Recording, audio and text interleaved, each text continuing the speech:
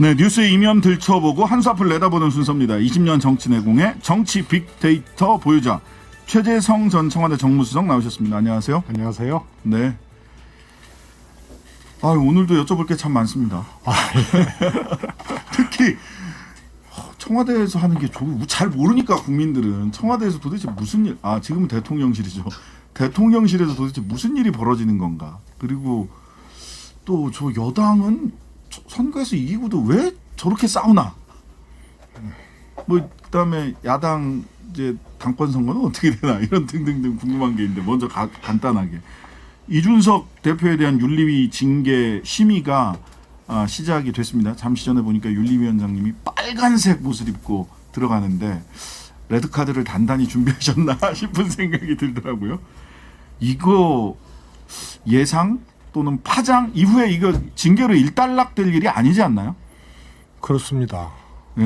지금 사실 이 사안의 실체를 보면 네네. 윤리위는 소위 말해서 이제 성접대 네. 또 특가법상의 알선수재 네. 등등등 자체를 가지고 윤리 심사를 하는 것이 아니고 예, 맞습니다. 증거인멸 교사 여부를 가지고 하는 거거든요. 네네. 그런데 사실 이것이 수사가 공소시효가 안 끝난 건이거든요. 네, 안 끝났죠. 네, 그런데 다 끝났다고들 해요. 안 끝난 걸로 안 끝났습니다. 왜냐하면 2013년에 성접대 주장이 있고 시작해서 16년까지 계속된 거였기 때문에 이거는 진행 중인 일이거든요. 법률상으로는 그걸 포괄일죄라고 하거든요. 포괄일죄라고 하죠. 네, 13년에 시작해서 16년까지면 16년 마지막 그렇습니다. 예. 행위부터 소멸시효가 진행이 되는 거거든요. 그래서 공소시효 공소시효가 기산을 지금 약간 착시 속에서 하고 있는 게 하나 있고요. 네네. 여전히 수사기관이 이제 쥐고 있는 거고. 그렇죠. 그다음에 적용할 수 있는 법률도 뭐 성접대 그 자체로는 이제 성매매라든가 뭐 이런 것이 아니고 네. 알선수재, 포괄일죄라든가 그다음에 변호사법 위반 이런 것들이 다 걸려 있는 문제라서. 네네. 특징적으로 이것이 가세연을 통해서 폭로됐던 네. 소위 이준석 성접대 사건이 그 시점이 12월 말이거든요, 작년. 네. 그러니까 이준석 대표하고 윤석열 후보하고 갈등이 아주 첨예화되고 그랬죠. 그리고 이준석 대표가 공동선대위원장 사퇴를 하고 네. 조수진 최고위원이 또 공보본부장 충돌하고 사퇴하고 네. 1월 6일 날 이제 윤석열 후보와 이준석 대표가 봉합이 됐단 말이에요. 네. 그래서 그 전에 12월 달에 이루어진 일이기 때문에 그리고 그게 검찰 수사 기록을 가세연해서 그냥 공개를 해버렸거든요. 네. 그래서 이게 그럼 어디서 시작된 거냐를 놓고 그때 이건 있었습니다. 후보 측이다. 그랬어요. 이제 이런 얘기가 있었는데요. 그렇게 뒤집어서 보면 네. 윤리 징계 여부가 종점이 아니고 사실은 진행형 형사 사건이다. 그러면 그 전에 대통령 선거 당시에 이것이 폭로되고 주장됐던 과정들을 살펴보면 끝이 아니다. 끝이 아니다. 그래서 이준석 후보는 이준석 대표는 정치적 타격뿐만이 아니고 다른 문제도 조금 지켜봐야 될 대목들이 그 말씀은 형사적 책임 진행형이니까요. 까지 갈 수도 있다. 현재 진행형이기 때문에. 그렇습니다. 이게 선제적 당권 투쟁이다라고 이준석 대표는 스스로 성격 규정을 하는데 이후에 파장이 윤리 결정 이후에 이 파장이 어떻게 당 내에서 여당 내에서는 어떤 파장이 있을까요? 이준석 대표는 일단 특별한 권력이 있는 게 아니잖아요. 네. 그러나 이제 국민들 눈에는 이것이 이제 당 지지율, 대통령 지지율 하락의 원인으로 또 작동을 할 거고요. 네. 이준석 대표가 어떤 정치적 행보를 보일지는 몰라도 아마 이거는 적어도 이준석 대표를 완전히 정치적으로 제거하겠다라는 이런 것이 진행이 되지 않나 싶습니다. 네. 이준석 대표도 만만치 않아서 흑화하고 그들이 갈 수 없는 곳으로 나는 달려가겠다라고 얘기를 하는데요. 명운이 걸린 거니까. 명운. 마이크를 무기로 주로 싸움을 해왔던 분이라서요. 어떻게 또 마이크를 사용을 할지 지켜보도록 하겠습니다. 오늘 윤리 결과 어쨌든 굉장히 큰 파장을 여야 할 것 없이 윤리 결과는 정치적으로 해석될 수 있지만 사실 뒤에 있을지도 모르는 이제 형사적인 문제는 사실 정치적으로는 그냥 사망 선고거든요. 더 큰 일이 남아 있다는 말씀이네요. 자, 청와대 대통령실 그 오늘 아침에 그 탁현민 전 의전 비서관이 얘기를 하는데 기타 수행원이라는 얘기는 어디 매뉴얼에 있는지 모르겠지만 본인은 5년 동안 단 한 번도 기타 수행원이라는 수행원을 본 적이 없다 이렇게 얘기를 해요. 뭐 저도 처음 듣는 얘기고요. 이게 진짜 그러면 뭐 매뉴얼에도 없는 얘기입니까? 뭐 모르겠습니다. 그런 명칭을 뭐 들어본 적도 없고 문재인 정부에서 뭐 사용해 본 적도 없는데 네. 가사 그런 것들이 만들어졌거나 네. 혹은 있다 하더라도 네. 그런 수행원의 자격에 적절성이 있느냐 네. 이런 문제는 또 별개의 문제로 있다 하더라도 그런 네. 제도가 네. 그건 또 달리 따져봐야 될 문제죠. 아니 뭐 민간인은 그러면은 저 정상회담 참석하지 말라는 법이냐라는 취지의 이 질문을 하는 분들도 있어요. 근데 이게 지금 대통령실 해명이 이를 더 키우고 네. 예를 들어서 관련된 뭐 문화예술 쪽의 전문가이기 때문에 네. 순방단에 참여를 시켰다. 이러면은 그거는 뭐 근데 그게 나토웨이에 적절하냐? 네. 뭐 사이드 프로그램에 뭐 그런 것들이 있느냐? 이 정도 문제를 좀 볼 텐데 김건희 여사를 넘어서서 대통령의 일정 및 기획까지도 현지에서 또 사전에 또 했다는 거 아닙니까? 네. 그러니까 이게 심각한 거예요. 그러니까 재벌 총수가 가거나 산업계에서 가거나 문화예술계에서 가거나 이런 거는 네. 분명한 목적이 있으면은 순방단에 포함을 해서 갈 수가 있죠. 네. 그런데 여기는 소위 말해서 기획 실무란 말이에요. 네네. 그러면 이거는 무슨 명분으로 갔느냐? 이 문제에서 엄청난 지금 문제가 생기는 거죠. 대통령의 일정을 쥐었다는 얘기고, 대통령의 동선, 뭐 행사 내용, 또 보안을 취급할 수 있는 그런 자격 여부 이런 것까지 다 문제가 되는 거죠. 이게 보안을 취급할 수 있는 자격 여부, 공무원이 아니면 안 된다, 아니다. 민간인에게도 뭐 필요에 따라서 비밀 취급증이죠, 말하자면. 네, 취급증 줄 그렇습니다. 수 있다. 어느 소리 맞습니까? 민간인에게 주는 경우는 거의 없죠. 예. 네, 그리고 이 청와대 직원이 네. 이제 수행을 해서 가더라도 네. 그것은 이제 별도의 과정들을 또 거치게 됩니다. 보안과 관련된. 그렇습니다. 예. 그렇군요.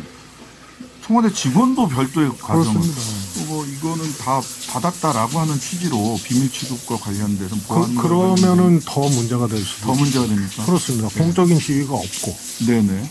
기타 수행이라는 것이 정식 직원이 아니잖아요. 네네. 그런데 대통령의 일정, 네. 어떤 사이드 행사라든가 문화예술 행사라든가 이런 것들이 아니고 대통령실 해명이 김건희 여사를 넘어서서 대통령 일정을 보좌하고 기획을 했다는 거 아니에요? 네. 그러니까 이거는 민간인 신분으로서 있을 수 없는 일을 한 거죠. 마드리드 순방 전체 행사를 기획하고 지원하러 갔다. 네. 이렇게 대통령실의 공식 해명이에요. 그러면은 이분이 이 신모 씨가 외교부 의전관이나 청와대 의전비서관이나 예. 또 이 같이 대통령과 함께 간 관련자들하고 협의를 했다는 거거든요. 그게 가능합니까? 불가능한 거죠. 그러니까 좀 상상이 안 가요. 외교부 의전관실, 의전장실하고 대통령실에도 의전비서관이 있을 텐데 거기에 민간인이 같이 참여해서 일정을 협의한다? 그러니까 막 해명이 꼬인 거예요. 지금 대통령실은 김건희 여사를 넘어서서 대통령까지 예, 그렇게 얘기했죠. 지원하고 기획했다 이건데 사실 이 양반이 그것을 하라고 해도 못 하거든요. 네. 어떻게 합니까? 외교 경력이 있습니까? 무슨 의정 경력이 있습니까? 그렇잖아요. 한방병원 재단에 아버지가 이제 오너고 네.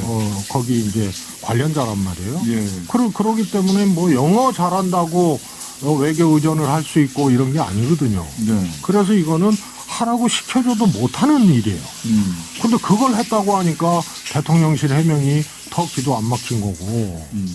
그래서 지금까지는 뭐 보안 취급 자격이 있느냐, 무슨 공적 신분으로 갔느냐, 뭐 이런 건데 이분이 대통령 일정까지 했다는 것 자체가 불가능한 일이에요. 그러니까 대통령실에서 거짓말하고 있는 거죠. 이거 왜 거짓말하는 거예요? 이거 그러니까 시스템이 엉망이에요. 예. 제가 보기에는 대통령실 안에 공적 시스템을 능가하는 힘 있는 시스템들이 작동을 하고 있기 때문에 대변인이나 공보라인 또 관련자 뭐 예를 들어서 안보실의 뭐 관련자라든가 외교부의 관련자라든가 이런 사람들을 넘는 다른 청와대의 힘들이 작동하고 있는 거예요. 네. 그러지 않으면은 이런 해명이 나올 수가 없죠. 네. 이런 해명 나오죠. 제가 그래서 이 정부 초기에 왕비서관 시대가 올 것이다. 네. 그래서 검사 출신 비서관들이 요직에 있는 거거든요. 청와대 내에서도 인사, 공직기강, 그렇게 말씀하셨죠. 그다음에 검찰직원 출신 총무비서관 뭐 이렇게 있는 거 아니에요? 그래서 해명 자체도 충분한 정보와 사실관계 파악을 할 수 없는 사람이 한 거예요. 네. 그러니까 둘러댄 거죠. 네. 외교부 의전장실에서도 답변이 뭐냐면 검증했느냐 의전장실에서 사전답사 갔다고 하니까 사전답사 의전장실에서 외교부 의전장실에서 가는데 그러면은 같이 그럼 사전답사하는 거 하려면 사람에 대해서 검증했냐 대통령실에서 했다. 업무가 뭐냐 모른다. 그래서 이상한 거예요.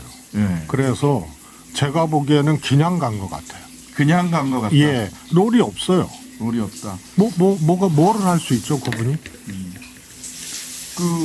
홍보 교육 국제적인 홍보 교육 전문가다 이렇게 또 설명을. 그래서 그와 관련된 무슨 행사가 있었나요?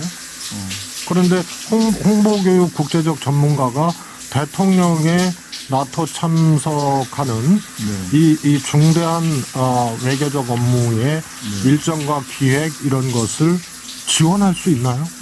그래서 이게 안 받는 거예요. 자, 또 윤 대통령 8촌 동생이 대통령실 선임행정관으로 일하는 사실이 드러났습니다. 근데 이제 대통령실 얘기는 법을 어긴 건 아니다. 필요하면 국민 감정에 허락하지 못한다라고 한다면 법 바꿔라 이렇게 해명을 했어요. 그걸 보고 이제 조금 이 소위 말해서 배째라 해명하고 똑같은 건데요. 배째라 해명이라고 보신다. 예. 앞서 그 신모 씨의 경우도 보안을 다뤘고 대통령의 일정을 다뤘으면 이건 중대한 문제다. 네. 이런 지적 아닙니까? 네, 그렇습니다. 그런데 제가 보기에는 안 다뤘어요. 네. 안 다뤘다는 건 뭐냐면 그냥 간 거예요. 그냥 갔다. 그냥 갔다는 건 뭐냐면 김건희 여사와의 사적 관계 내지는 대통령과의 사적 관계 때문에 그냥 간 거예요. 네. 무슨 일을 했는지 제목이라도 밝힐 수가 없는 거예요. 네. 그래서 그냥 간 겁니다. 네. 마찬가지로 이 소위 말해서 대통령의 8촌 이 문제도 사이 공적 업무 청와대라는 대통령실이라는 공적 업무의 최첨단이죠. 국가 컨트롤 타워에 친인척을 그렇게 아무 기준 없이 이렇게 썼다는 거는 그거는 그 자체로 문제예요. 대통령실에서는 대기업에 재직을 했기 때문에 충분한 전문성을 가지고 있다. 그리고 관저팀 팀장 역할을 하고 있다. 공적 업무를 하고 있는데 이런 비선 얘기하는 거는 악의적 프레임이다. 이렇게 해명했습니다. 두 가지죠. 하나는 간저팀 팀장이라는 게 그분이 일단 김건희 여사 업무를 한다는 거 아니에요? 맞습니다. 그러면은 김건희 여사 업무를 원래 공적 체계에서 안 하기로 했던 거 아니에요? 네? 그러면은 무슨 체계에서 김건희 여사 업무를 하냐는 요 시스템의 문제가 있고 공적 시스템의 문제가 있고 그리고 그런 것을 그 친인척이 하는 경우는 없죠. 친인척은 오히려 친인척 관리팀의 관리 대상이에요. 네. 그래서 이게 공적 마인드나 기준 시스템 이런 것들이 전혀 없는 상태에서 검사도 그냥 검사가 아니고 개인적으로 가까운 사람, 형제 같은 사람, 가족 같은 사람 데려다가 요직에 앉힌 거고 친인척도 사실은 지금 대통령 여사의 업무를 친인척한테 맡긴 거 아니에요. 네. 이런 거는 유례가 없는 일이죠. 네. 그러니까 지난번에 김건희 여사 전담 대통령실 직원 3명 채용했고 그 중에서 뭐 2명은 코바나 콘텐츠 소속이고 이런 얘기가 있었는데 말고 팀장격에 친인척이 있었던 거네요. 그러니까 그게 이제 하나둘 이제 더 나올 겁니다. 더 나올 거다. 예, 그러니까 지인, 아주 가까운 지인, 예. 또 친인척 더 나올 거고 오늘 그 장성철 소장도 한두 명 더 있다라고 이제 방송에서 얘기를 했는데요. 저는 그 친인척 외에 네. 가까운 또 지인, 검사 출신 지인과 관계된 사람들이 또 청와대에 한두 명 또 차고 있다는 그런 이제 정보가 있어요. 네. 그러면은 보십시오. 김건희 여사 오빠가 사진 유출하고 이랬던 거 보도가 됐지 않습니까? 예. 그럼 오빠의 공적 지인은 뭐예요? 없는 거거든요. 친인척이 부인을 관리하는 네. 그다음에 인사비서관의 부인이 이번에 나토 일정에 네. 지원을 하고 했다는 내가 보기엔 거짓말 해명이지만 네. 그런 거 이런 것들이 다 공사의 구분 없이 그냥 이루어지는 일종의 패밀리들이 국정 운영이라든가 공적 시스템을 그냥 파괴시키고 넘는 것이 곳곳에서 나타나고 있어요. 국정조사 지난번에 해야 된다라는 말씀하셨어요. 국정조사 해야 될까요? 제가 그때는 이제 경찰 치안감 인사를 번복하는 거로 과정을 갖고 국정조사 해야 경찰에 뒤집어 씌우기를 했는데 예. 그거는 인사권자가 인지하지 아니하고 그렇게 하는 거는 윤석열 대통령 말씀 맞다나 그거는 국기문란이거든요. 네. 그런데 아무 조치가 없어요. 네. 그래서 그렇죠. 국정조사해야 된다고 얘기를 한 거고 예. 이번 경우에는 국회에서는 운영위원회에서 들여다보겠다라고 야당 쪽에서는 얘기했고요. 제가 보기에는요. 예. 이게 이제 9월 달이면 국정감사 아니에요? 네. 지금부터 연 걸리듯이 이제 국정감사 소재부터 그 다음에 고소고발 소재부터 예. 여러 가지가 지금 이제 파생이 되고 있는 겁니다. 네. 자 마지막으로요. 시간이 다 되긴 했습니다만 박지원 서훈 두 국정원장을 국정원장이 현직 국정원장이 고발을 했단 말이죠. 이 사태의 본질이 뭡니까? 우선은 결론적으로는 네. 조금 똥볼 찬 거죠. 똥볼 찼다. 네, 그렇습니다. 박지원 원장이 삭제할 권한도 없고, 네네. 밈스 정도. 예, 밈스를 공유하는 정도였기 때문에 삭제 권한이 없고, 이 정부의 국방부에서는 그거는 원본이 남아 있고 삭제하지 않았다라고 얘기를 했단 말이에요. 네네. 그래서 또 민주당에서 국방부 가서 이 소위 말해서 이제 월북 공무원 문제 네네. 등등등에 대해서 현재도 국방부는 월북으로 판단하고 있다는 답변을 들었어요. 아 예. 예. 그래서 이거는 누군가에 의해서 권력자에 의해서 인위적으로 작동하지 않으면 이것은 고발되어질 수 없는 사안이기도 하고 네. 고발을 한다 하더라도 이렇게 어설프게 할 수가 없는 거거든요. 네. 그래서 이거는 뭐냐? 과도한 몰입이다. 과도한 몰입이다. 예, 문재인 정부에 대해서 어떤 식으로든지 예. 건드려야 되고 건들고 싶어 하는 것이 뒷받침되지 않으면 네. 이런 일이 일어날 수가 없는데 네. 부정부패는 없잖아요. 네. 그러니까 개인적인 이념적으로 부정부패는 가는 겁니다. 이념적으로. 북한 문제 갖고. 그래서 저는 신북풍이라고 얘기를 했거든요. 신북풍이다. 그런데 지금 계속 똥볼을 차는 거예요. 월북 공무원 문제, 그 다음에 귀순 의사를 밝혔다는 희대 이 살인 행각을 벌인 사람들이죠. 그 북한의 어민들을 어민 북송. 을 했단 말이에요. 이거 그 다음에 이번에 국정원장 고발까지 계속 똥볼을 차는데 앞으로도 이런 식으로 계속 몰입할 겁니다. 네. 그래서 이제는 부정부패가 없으니 이념몰이로 이 몰입하게 되는 이런 어처구니 없는 상황들이 일어나고 있고 계속될 것이다. 계속될 것이다. 국정원에서는요. 박 전 원장이 무단 삭제한 건 밈스가 아니라 그렇게 이제 밈스는 삭제할 수 없다라고 해명을 하니까 첩보 관련 보고서다라고 다시 반론을 하기는 했습니다. 예, 여기까지 어쨌든 국정원 반론까지 소개를 해드리고요. 오늘은 여기까지 하겠습니다. 지금까지 최재성 전 청와대 정무수석이었습니다. 감사합니다. 감사합니다.